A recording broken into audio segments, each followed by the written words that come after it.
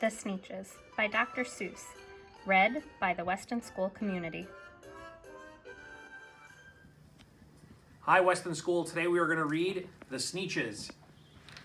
Now, the star-belly Sneetches had bellies with stars. The plain belly Sneetches had none upon theirs.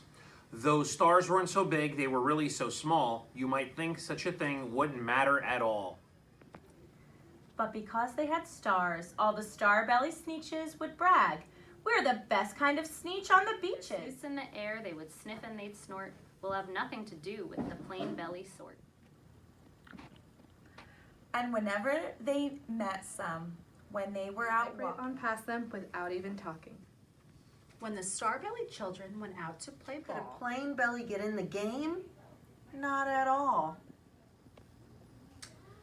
you could only play if your bellies had stars, and the plain-belly children had none upon theirs.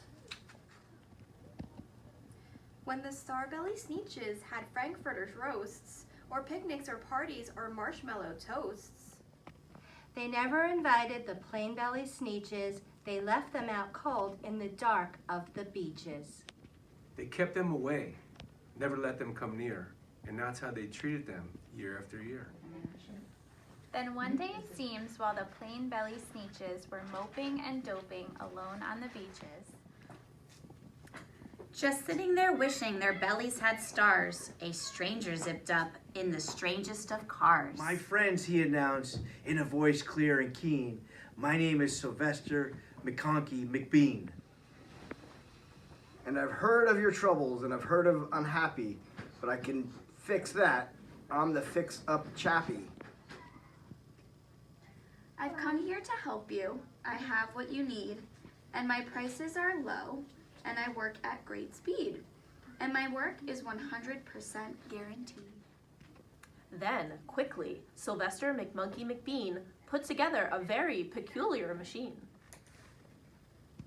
And he said, you want stars like a star-belly Sneetch? My friends, you can have them for $3 each.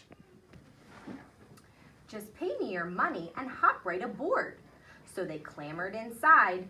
Then the big machine roared, and it clunked, and it bumped, and it jerked, and it burked, and it bopped them about.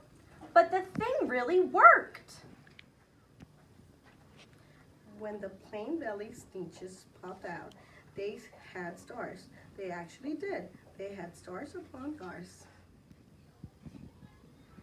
then they yelled at the ones who had stars at the start were exactly like you, we can't tell us apart. We're all just the same, now you snooty old smarties, and now we can go to your Frankfurter party. Good grief, groaned the ones who had stars at the first. We're still the best Sneetches, and they are the worst. But now, how in the world will we know, they all frowned, if which kind is what, or the other way around? Then up came McBean with a very sly wink, and he said, things are not quite as bad as you think. So you don't know who's who. That is perfectly true. But come with me, friends. Do you know what I'll do? I'll make you, again, the best Sneetches on the beaches, and all it will cost you is $10 eaches. Belly stars are no longer in style, said McBean.